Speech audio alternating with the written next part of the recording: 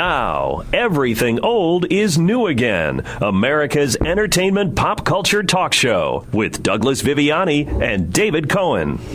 We walk, it seems, a narrow and slippery path between poetry and practicality. Poetry tells us to love thy neighbor. Practicality tells us don't stick your neck out, don't get involved.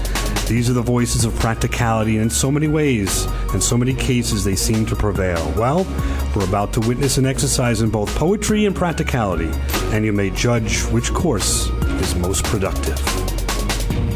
I have to stop. I gotta rest. I can't run anymore. Open the door, quick! Open it up! What do you want? Let me in, please! Let me just hide for a minute. Hide? They're after me. They'll kill me. Go away. Oh, for God's sakes! Go away They'll or kill scream. me! Please, please, Yes? please help me! Are you in trouble? Yes, these guys are after me. I've witnessed their crimes and they know it. Come in. Maybe I shouldn't come in. And why not? Because if they find me here, they can kill you too. Well, then maybe you better call the police. No, that will take too long. Well, sit down. You will not be killed here. Maybe not. You got a gun? This is a sanctuary. A what? A sanctuary. The sanctuary of my church. A church? Where's the altar? Where's the cross? This is the Church of the Heart. It is my ministry to keep those in need. Pray with me. Now? Are you insane? Pray to whatever God watched over your childhood, whatever language you ever spoke to him, but pray from the heart, the spirit. In here! That dame next door said he went in here! It's Joe! He found me! Come on, open up in there! Open up there, we'll bust down the door! I told you to let me out of here. Now it's too late. Let us pray. Open up! The door is unlocked. Yeah, there he is. And why do you enter this house? Knock him off, Albie. Joe, I'm gone. I know that. But this guy, this priest, don't kill him, Joe. He didn't do anything. You must not commit violence in this house. I cannot permit you to... Hey, let go of my arm, you not let go! I forgive you. Nick, please. Let me alone, Anna. Look, you can't sit here in this room day and night. At least eat something. Eat something. That'll make everything all right. Eat something, and that'll bring Stephen back to life. Just eat something to keep up your strength. Yes, I need my strength. I need strength to mourn him. That very nice police lieutenant called on the telephone. He said as soon as they find the man who killed... Yes? They'll be able to find the man. Is that true? Yes, Nick, you see. They have their ways. Why don't they ask me who killed him? Ask you? Yes, I know who killed Steve. I killed him. I killed my own son. Oh, Nick, you don't know what you're saying. I killed him because I failed him as a father. It's God's will that we go on living. I taught him the wrong things. Would he want you to go mad with grief? It was my duty as a father to arm him. I won't listen to this. To strengthen him for the battle of life. What are you saying? What did I teach him? You taught him to be honest, to be decent. I betrayed him. I disarmed him. I sent him naked and defenseless into the jungle. I filled his head with nonsense. Please, stop this, Nick. We must go on somehow. I said to him, my son, we live because of God's love. It's true. It's a lie. This isn't you talking. This isn't the Nick I've been married to for 40 years. Yeah, that much is true. I am no longer the same Nick. The same stupid Nick. The same childish Nick. The Nick who believed in miracles. Please, don't say any more now. You really don't mean these things. Oh, Mr. Bennett called. He wants to know if you'll look after his gardens this year, as usual. No. If you don't work, you must do something to keep your mind busy. My mind is busy enough, Anna. I have other things to think about. What things, Nick? What things? What things? It only proves that woman cannot understand what must be done. I must kill the man who murdered my son. Even as I say these words, I feel a chill. I've never spoken this way. I never talked this way until now. I never had reason to.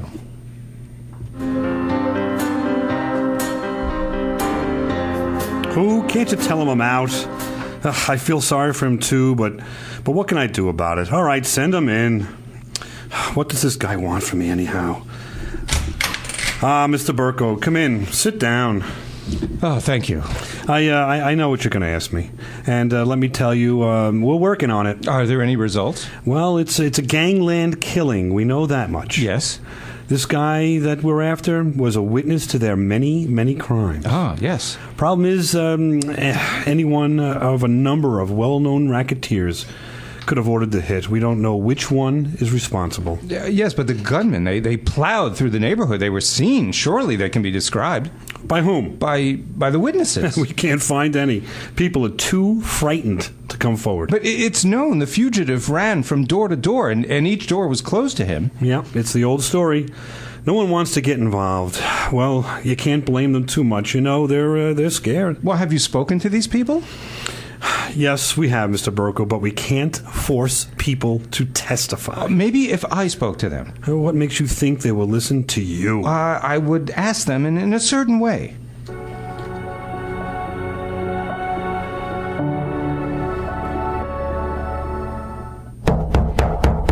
Yes? Hi. May I speak with you? I'm Nicholas Burko, Stephen Burko's father. Yeah, do you want to come in? Thank you. Won't you sit down? Can I get you something? A cup of tea, maybe? No, thank you. Oh, that son of yours, he was a saint. You should be so proud. Everyone in the neighborhood was crazy about him. The animals that killed him. That chair is too good for him. Can you describe the man who killed him? No. I really didn't get a good look at them. Describe them, please. Mr. Burko, listen. I'm really very busy. I don't believe you. What did they look like? I think you better leave. You're frightened, aren't you? Look, who asked your son to be a hero? He asked for it, and he got it. Now, please, you better go. I will keep asking you. Please, I got a husband, 2 kids. I got to protect my own. I won't stop asking you. Will you get out? Yes.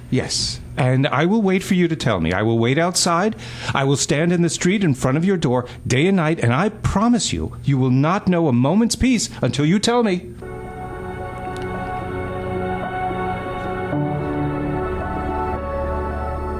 Nick, where are you going? It's only 6 o'clock in the morning. Out. Oh, Nick, you can't keep doing this. I can. I will. I must. You just stand on the corner outside that woman's home. People think you're insane. People can think what they like. You have to go back to work. This is my work. Your customers, they'll have to hire other landscape artists. Oh, the flowers you have planted for so many good people. That can't be helped. But what good does it do? Your only son was murdered, and you have no wish to avenge his death? Vengeance is mine, saith the Lord. Oh, yes, but since the Lord shows no signs of taking it, I'll have to attend to it myself. Nick, it's raining outside. It's also raining on my son's grave. If only you could find peace. I will on the day I avenge his death. They didn't know what to do about me in that neighborhood, what to say to me. So they did nothing, and they said nothing, and they pretended I wasn't there. But I was, every day, in the rain, in the sunshine. She would go inside and out of her house, and she would go right past me without saying a word. I made no move to stop her, talk to her. I just looked at her. And then I realized she was going to talk to me because she was no longer walking past me. She was beginning to run, and every day she would run faster. I know there had to be a limit to how fast she could run. On that day, she will stop running and will walk up to me and say, You win! You win! I'll tell you everything! I just can't seem to run from you anymore. Persistence has paid off. She is going to describe those killers. Joe, Albie, aren't those the names we heard? But what can Nick Burko do with the information? He talks about revenge, but these are professional killers. Well, he has a second act in which to figure out a course of action.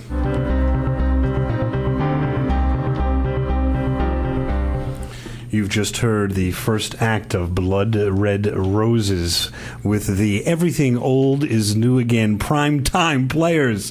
I'm here with Douglas Viviani with the ever-thespian David Cohen. What'd you call me? You know what I called you, thespian you. I'm an actor, yes. And who else are we here with? We're here with Joe Geraci. Joe. How are you, Doug? I'm pleasantly surprised and happy. And Lynn Geraci's here as well. Thanks for having me. And a young gentleman, James. James, how do you pronounce your last name? I get this a lot. It's pronounced Schultz. Oddly enough, I know. It's an odd spelling because you started with a PH, but I'm just kidding. The long story short is we'll be back right after this. For Act 2, Everything Old is New Again. And we're back. We're going to have a little discussion roundtable here. We wanted to start our performance right away so we can get it in before the break here on Everything Old is New Again. We're trying something different where we are going to present, and you've heard the first act of 3 acts of a play that we want to see if radio can do something more than it's doing now with radio talk shows, such as the sports, the politics, the medicine, the financial. I think these type of shows have gone by the wasteland. I think it's time to bring them back. Absolutely. By the way, I just want to let everyone know this play that we're performing on the radio right now was actually written by you, Doug. It has been. That's highly cool. Influenced from many of my old days of listening to radio and listening to these plays. So come on back to Everything Old is New Again. We'll hear Act 2 of Blood Red Roses on Everything Old is New Again. You're listening to Everything Old is New Again, America's entertainment pop culture talk show with Douglas Viviani and David Cohen. He was a quiet man, a humble man, a meek man. It is doubtful that he ever entertained a violent thought or performed a violent action in his life. And yet, he proposes to hunt down the professional killers of his only son. Don't sell him short. He was able to get what the police couldn't. A description of the gunman. Joe? It has to be Joe Murray. He's got blonde hair, he's over 6 feet, and Albie's his sidekick, Albie Perry. And so, now, Lieutenant, you know who they are. Yeah. So, will this woman testify in court? Because if she won't testify, we've got no witness, and therefore no case, and these guys go free. But these men are merely servants, isn't that true? Servants of a boss? Yeah, so that's certainly true. Well, it's this boss who hires and commands them. He's the real murderer, and you said if you knew the employee, you could identify the employer, the boss. I can, but it won't do us any good. Once again, we have no evidence. Who is the boss who ordered these 2 men to kill? They work for Jerry Bissett. Jerry Bissett? Yep. Where can I find him? What do you mean? Where can you find him? What do you think you're going to do? I'll make him pay for the murder of my son. But you can't take the law into your own hands. Lieutenant, I find myself in this position only because the law has failed me. I know how you feel, Mr. Burko. Oh, do you? Has an only son of yours been murdered? Oh, no. Well, then you don't know how I feel. Do you know what you're up against? This guy, Jerry Bissett, he's got connections all the way into Washington, D.C. What are you planning? Let's say you want to shoot him, huh? Well, how do you think you're going to get at him? The guy is guarded tighter than Fort Knox. I thanked him and I went home. Then I almost broke into tears. I realized how helpless I was. Oh, Nick, you must rid your mind of all these thoughts. I must destroy that man the way he destroyed me. Nick, you cannot be destroyed. You have too much good in you. How, Anna? Tell me. I've never held a gun in my hand. I can't stand the thought. Nick, you can't kill this man. He's already dead. And even if I had the weapon, how could I get it close enough to him? His soul has died. It's not worth your trouble. Help me think of a way. Would Steve want you to kill him? Well, no, but only because I filled his head with nonsense. Don't use that word. What you taught him was not nonsense. Love, my son. Look about you and see God's love. I filled his head with this nonsense, and he believed it. He believed it. And you don't believe it? No more. Now, let me be free to think about what I must do. And suddenly, I felt as if a weight had been lifted from my mind. Now everything is so clear. Jerry Bissett, the untouchable Jerry Bissett. I will find a way somehow. And so, instead of wringing my hands and feeling sorry for myself, I decided to act. First, I must learn everything there was to know about Jerry Bissett. In the beginning, Lieutenant Davy refused to talk to me, but I haunted his office just as I did that lady's street corner. I heard some gossip, and I took advantage of it. What are these? Those are roses, Lieutenant. I know they're roses. I've never seen such beautiful ones. And I understand your wife loves to grow roses. What kind are they? It's a rose I've developed myself. I'll tell her how to plant them and how to... Wait a minute. Why are you doing this? Oh, this is a bribe got for information on Jerry Bissett. But you'll only do something stupid and get yourself killed. Well, that's my right as a citizen, isn't it? You know what's funny? Roses. Why? Roses just happen to be Jerry Bissett's hobby. What? This animal appreciates the beauty of a rose? Many of these animals have been domesticated in certain ways, such as breeding flowers, horses, dogs. They buy art. Roses? He exhibits them at all the shows. At the shows? What's so funny, Nick? Roses, as simple as that. Roses, my blood red roses. That night, I wrote a letter. I went to the library to write this letter because from now on, Anna must not be aware of what I mean to do. She must be kept out of it. Dear Mr. Bissett, I have developed what I thought was a new flower which I called the blood red rose. A friend of mine told me that you have displayed such a rose at a show in the South. Will you please accept these flowers from one lover of roses to another and tell me if they are the same as yours?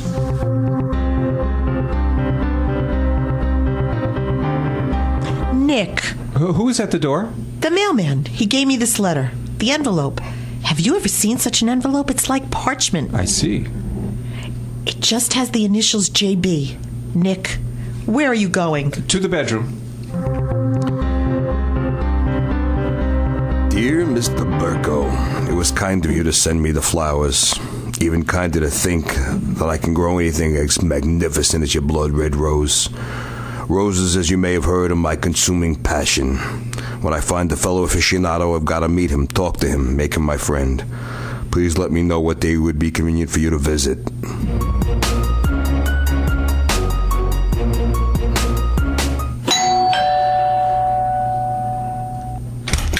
Yes? Is this a house of Nicholas Burko?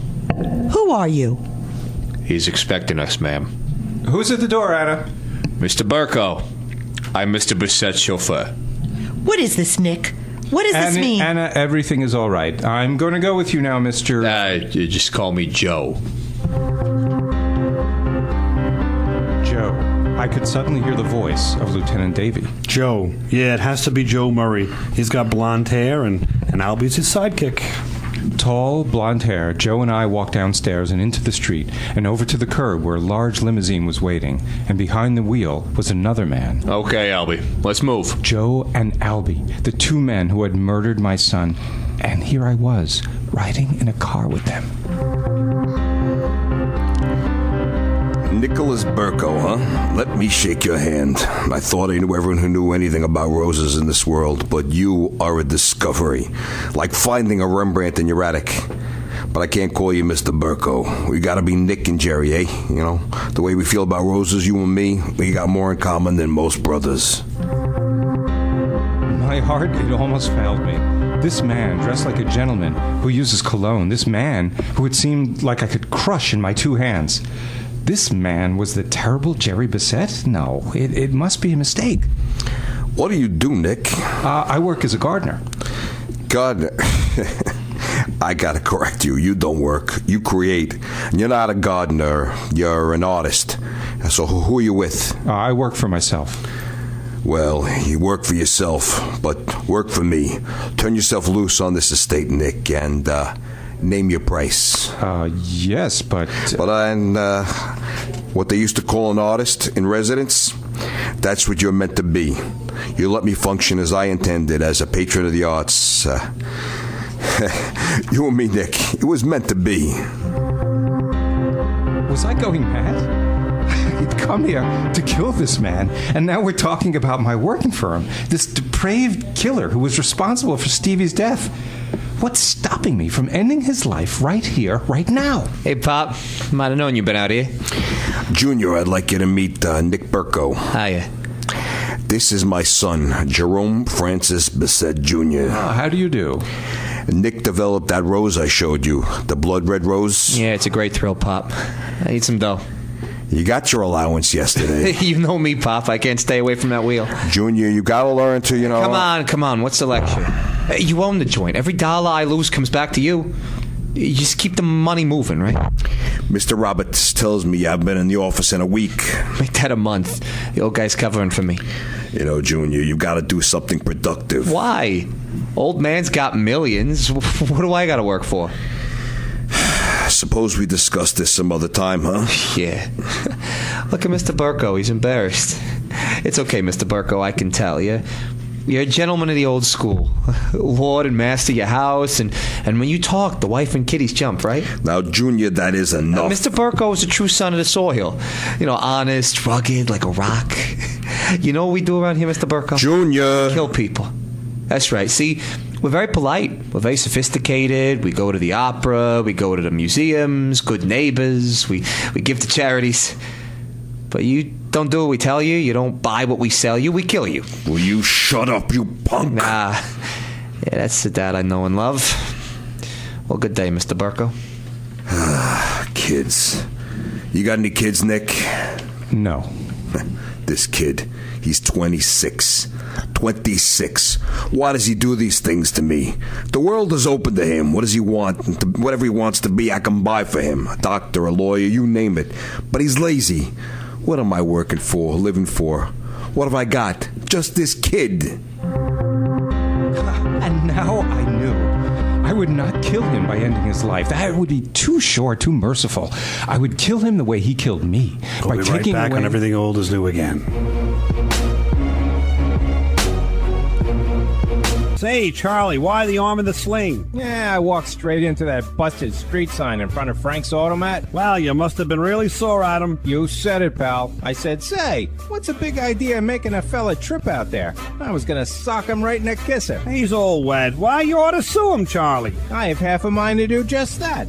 But where am I gonna get that kind of dough? Say, I know a fella just got me out of a big jam, and he didn't break the bank. You don't say. Yeah, the law office of Douglas Viviani. The law office of Douglas Viviani? That's right, the law office of Douglas Viviani. Viviani. That's what I said, Viviani. He a straight shooter? He's a cat's meow. He's on the up and up? Doug's ace is with me. Is that so? He's a bee's knees. Well, that's just swell.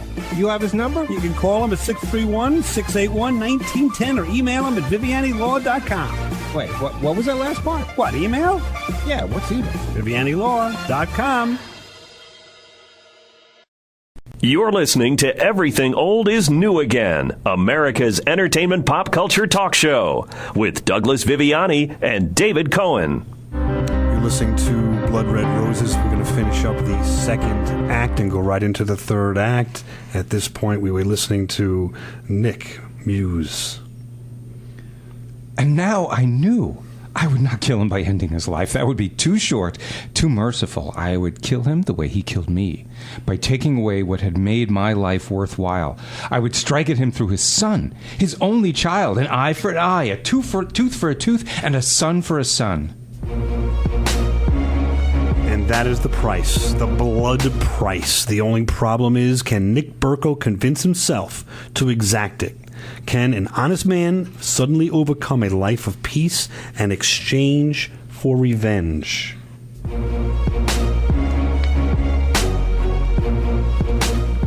Revenge is a fire that needs to be fed, and the longer it burns, the more fuel it consumes, until finally it burns everything and everyone as it rages out of control. Such a conflagration has already been started.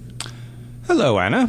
Oh, Nick, you're home. Why shouldn't I be home? I live here. Where should I go? I was so frightened you were taken to the house of that gangster chief. Gangster chief. Mr. Bissett is what they call an eccentric millionaire. I don't understand. The man is devoted to roses as I am. I sent him some blood reds. He asked me to work for him. You would work for him? Anna, life goes on. He killed our son. Who says that? I don't understand, Nick. Our son was murdered by hooligans, engaged in a private quarrel. Who the killers were, we may never know. We have rumor, we have gossip. Nick, what are you going to do to him? I will not do anything to him. It isn't true. Why should I do anything to him? He is responsible for Steve's death. We know that. And if he is, are we not commanded to forgive? I'm afraid. Of what? Of you. Nick, listen to me. You're different. You're different from other men. Ah, what are you saying? What other men have you known? Believe me, there is in you a force, a power. Oh, Nick. Anna, you really don't know what you're talking about. Listen to me. I married you because I could feel this power. Power? What power? You have the power of the earth, the forces of the earth in you. You're a man of the earth. Look at what you can bring forth from the ground. Anna, I'm hungry. Is supper prepared? He's a mafia godfather. Mafia godfather? Anna, are we back in the old country? He's surrounded by fierce, heavily armed men. I wish you would listen to me, my dear Anna. And yet, you have the power to destroy him, because no one and nothing can stop you. Must I eat my supper in some cafeteria? What? What are you going to do to this man? How are you going to kill him? Women, and mine is the best of them, and even she has no understanding. I will take this man's son from him. I will rob him of the only precious thing in his life. But it seems I must wait. He wasn't there the next day, or weeks, and months went by. It's a miracle. It's garden. It's a miracle. You know something? You know, nothing ever grew here before. But I saw this garden before I went to work. It was a hustle. It was all brought in every inch of dirt. This place could only grow weeds. I cannot believe that. You know what I told my old man? I said, you got too much blood in the ground. Why are you unhappy? Unhappy? You know, why should I be unhappy? I'm the one asking the questions here. Who are you to question me? What do you know? What do you know about anything? What do you know? What do you know about anything? I'd heard these words before. They were spoken to me by my own son, and with great fire and passion. What do you know? What do you know about anything? You're an American now, for crying out loud. You're not some ignorant European peasant. What are you trying to say to me, Stephen? Oh, wise up. Will you walk around all day with dirt in your shoes, manure on your hands? What do you know about anything? You have to be smart in the country, because what counts here is the almighty dollar. That's what people understand. That's what people respect. And that's what I'm out to get. Stephen, listen to me. I know what you're going to say, and I'm not going to buy it. Stephen, look at this. Look at this rose. So what? It's just a rose. No. It's a special rose. It's my own very rose. It just never existed before. This blood red rose. All the money in the world could never buy this rose. All the money in the world could never buy this rose. Hey, who are you talking to, Nick? You all right? Forgive me, I sometimes... Besides, what do you mean all the money in the world can never buy this rose? It's for sale, isn't it? Well, what I mean is all the money in the world could never buy this rose before it existed. With all your wealth, my son, with all your power, let me see you cause a rose to rise from this ground. Not even a weed will obey if it isn't God's will. The moment... it had come and gone. How could I kill him when I was talking about God? And then a thought flashed into my mind. I wasn't going to kill him. I was going to save him. I knew I was going to save him, and I realized that I wanted to save him more than I wanted anything else in this world. Tell me something, Nick. What are you doing to my boy? What am I doing? I mean, well, he stays home. He doesn't run around. He's very quiet. I see him in the garden all the time. I don't think I'm doing anything. You know, he's finally showing signs. He's turning into a serious person. And all I have to have him is to have him this way is to run my business. Anyway, whatever it is you're doing, Nick, keep it up. How do you get that rose to be such a red color? It's such a blood red. That's not the way to say it. This rose does not obey me. It does not do what I command or desire. I only help to become what it must be. See, what God intended it to be. God certainly did not intend any of us to lie or rob or murder. He only wanted us to love each other. Oh, love. This world needs so much love. What is it that you wanted to be? What is it that you wanted to do? I wanted to help people. Ah, that's a fine answer. And you have money? No. My father has money, but I won't touch it. It's blood money. Well, how can you help without money? I'll give him myself. There was a young guy. I read about him in the papers. It was a long time ago. I don't even remember his name. He went down into the slums. He wasn't a priest. He wasn't a doctor. He wasn't a lawyer, but he was there. And he did what he could. He was a most unusual young man. Not everyone could do what he did. I know. And maybe I can't either, but I'm going to try. It's crazy. Are you going? I'm leaving, Dad. What are you leaving? You, this, everything.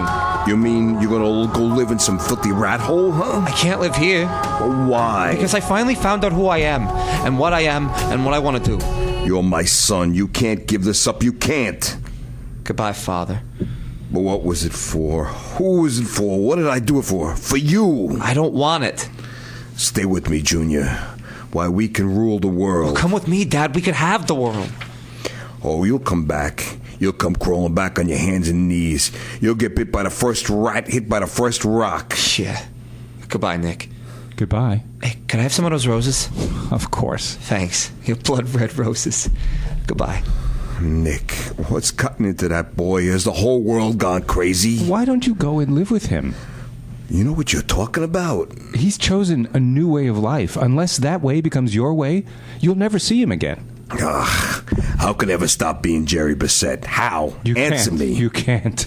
And that's why he's been taken away from you. You've lost him. An eye for an eye, a tooth for tooth, and a son for a son. Payment in kind, and that's the most satisfying revenge there is. And so Jerry Bissett loses a son, just the way Nick Burko lost a son.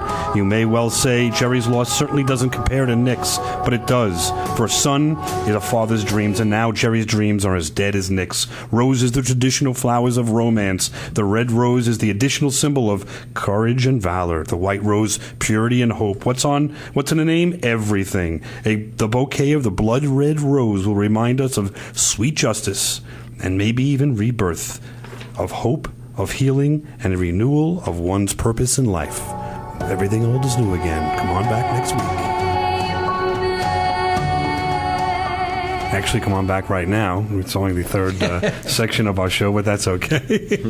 We had to rush a smidge there at the end just to get in the play, but that's our play. We're going to come back in the next segment and talk about the play behind the scenes, how we developed the play, what the particular actors thought of their parts and performance, what the play means, if anything, and what's the future of radio, and what's the future, more specifically, of these type of performances on the radio.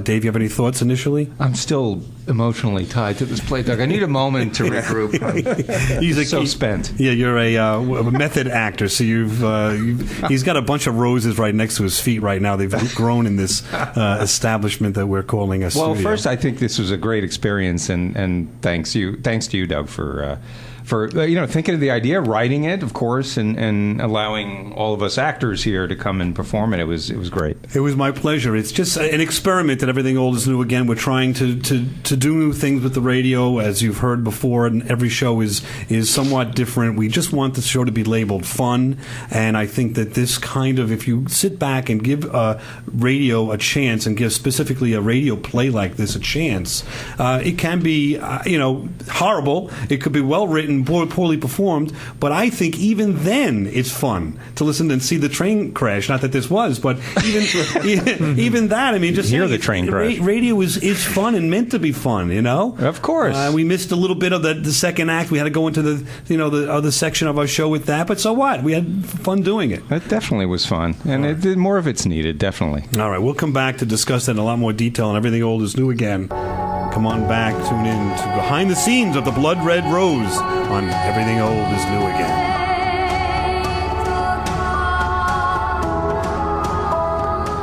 This is Everything Old is New Again, America's entertainment pop culture talk show with Douglas Viviani and David Cohen. Welcome back. Okay, what is happening now, Jay? Well, we're going to return to Everything Old is New Again with Doug and Dave. Oh, okay.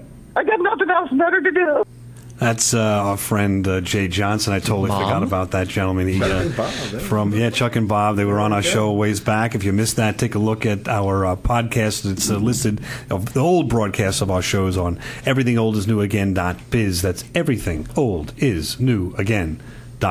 I think they got it, Doug. Yeah. I've been told to say that twice, so I'm following instructions. Get your pen out. I'm going to do it a third time. Everythingoldigin.biz. You're running the show. Who told you to say that I've twice? had the secret affiliates in my ear whispering and saying that we want to let people know what we're doing. And what we just did was performing a live radio play that used to happen weekly, if not daily, back in the 30s and the 40s and even the 50s on the radio. It was fun to do. fun to perform. I hope that it related to today's world, and I hope that especially things that are going on in the world. To me, the theme of that is basically love and how you can redeem life through love and not violence. But let's talk to other people than myself, and specifically the performers, which was Joe Geraci, Lynn Geraci, and James Schultz, as well as David Cohen, performed that play. And if you have any comments, by the way, write to us at oldnewagain@aol.com. And I'll say it again, oldnewagain@aol.com. Yeah, you just have to say it really slowly, I think. I mean, we have an older crowd listening, but they're not that old. Old, new, no spaces, again. Get a pen. At AOL.com. So, Joe, I'm going to turn to you. You had quite the performance there with Jerry Bissett. How did you come up with that? Not really an accent, but that affectation. Well, as I was trying to figure out how to play a bad guy and trying to do a little bit of an exaggeration, just imagining what I would have to do on the radio to make it sound a little more dramatic and maybe a little more over the top. My wife and I always joke because, like you, Doug, I am an old TV show and movie aficionado. So this inspiration came from a thug on the Flintstones. So the one, yes, exactly, the one that said to Fred, "Nice and slow, see? That's the way to do it. Nice and slow."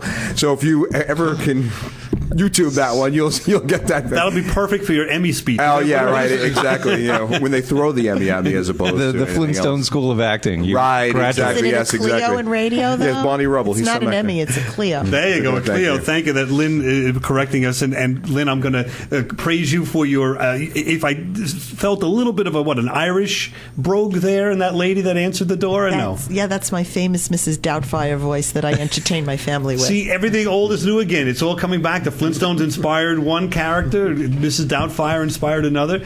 James, you're the youngest of the crowd. Do you relate in any way, shape, or form to what we just did? In that, I know you're an actor, a performer on stage, and in fact, you're going to leave here to go do a performance on stage. That I am. So hopefully this character doesn't bleed into that. I'll be very later happy. on. Merry Christmas to you. Merry Christmas. He's doing Christmas Carol. But the question is, what did you think of this as a different kind of a performance other than being on stage?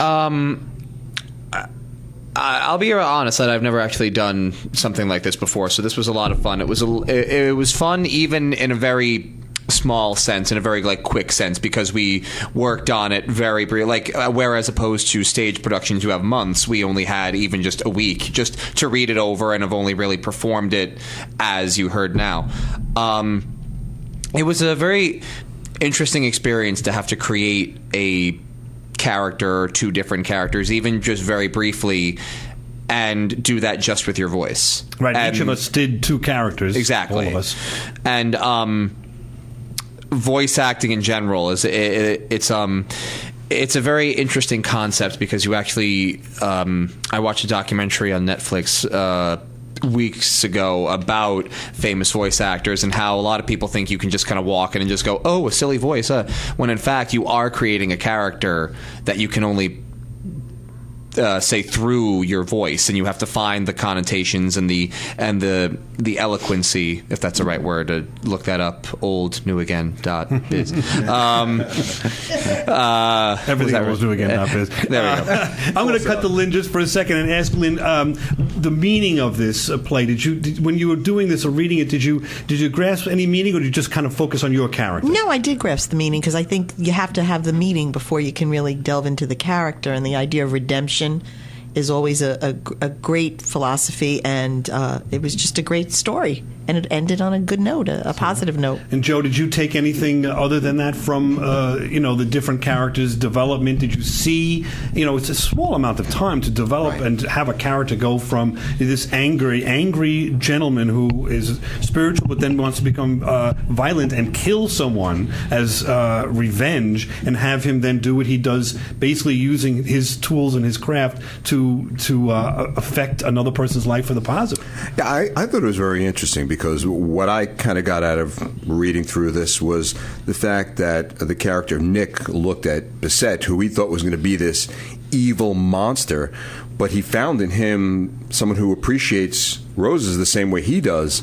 So I think what he took from that was whatever little sense of gentleness he got from Bissett. He was going to get his revenge in a more gentle way, as opposed to being the brutal monster he perceived this man to be. So very interesting the way that all turned out, that he still got his revenge, but he did it in a way that was much more in line with his character than he originally would have. And as we've heard in The Wrath of Khan, revenge is a dish best served cold. There's a Star Trek reference. And of course, that came from Moby Dick before that, but I don't want to say that was created by Star Trek, but there's our reference.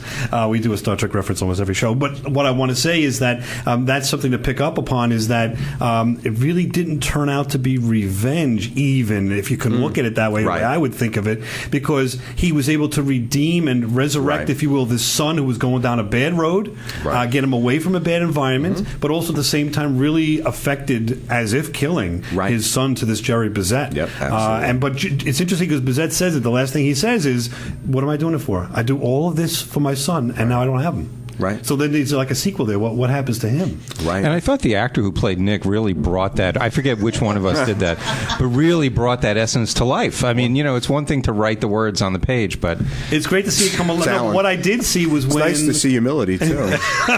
he wasn't a far stretch to cast Dave in this role. But I think the part of it that I liked was that I saw in Dave's presentation was when finally this character evolved into a plan to use what he loved in life, Yeah. was his creation of, or helping create, as he presents it, and grow roses, such a thing of beauty, and dedicates that to God and is humble. Mm-hmm. He still showed his invigoration or his love of that craft, and basically through something that he loves, he was able to redeem someone else that was going down a bad road. But also, do you feel, Dave, that he was able to then heal himself?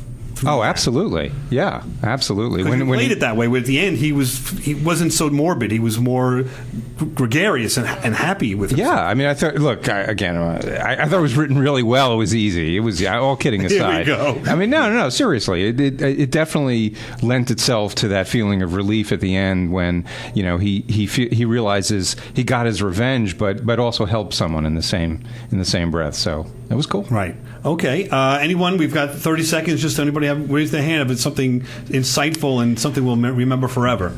Oh, gosh. Well, no pressure. Just the idea of bringing back the idea of the radio play is something that I've always been interested in, because like with reading or like with something that you can't see, it gives the listener the ability to visualize themselves and use that creative mind that... Perfect way to end our section here on Everything Old is New Again. Come on back next week when you don't know what we're going to do. Come on back. Will it be another play? Can I have a bigger part next time? We're back for our Long Island affiliates and those of you listening on the podcast in review of our show if there's been broadcast. So we've got a few minutes to continue, and I wanted to follow up on that radio point of view, because I know, Joe, you are a fan, I would assume, I know, of old-time radio, or Absolutely. at least of radio plays. Absolutely. And growing up, we're sort of on the tail end of hearing this, and growing up, did you hear any of these on the radio ever? There was a point that I remember, oh, God, it's got to be when I was a teenager, which was a couple of thousand years ago, when they started resurrecting some of these old shows on the radio. And my father, who grew up in the 30s and 40s, was so excited because he would say, now you're going to hear, Amos and Andy, and now you're going to hear The Shadow, and you can hear all these shows. And we started listening to it, and it was such a cool experience because, we had our TV, all of our 5 stations back in those days, but, very different medium than the radio. So it was really cool to experience that with my dad, who, helped me to really get the imagination out of it. It was great. And it's amazing if you look at The Shadow, and so many of these Lone Ranger, these radio plays became television series, became movies, and are old as new again. It comes back. James, as someone of a younger generation, do you relate in any way, shape, or form to some of those characters, those plays that you've seen turn into movies? Like a Lone Ranger. It's a little bit harder for me only because of the generational but do you think it would be something you might listen to in the future if you heard this, let's say, working out or on the way to school? Oh, absolutely. I mean, I'm already a big fan of books on tape, so I don't see why having performers like myself live performing, putting their hearts into it, couldn't be something to really enjoy. Perfect way to end a perfect afternoon and evening with Everything Old is New Again. Thank you, everybody. Come on back next week.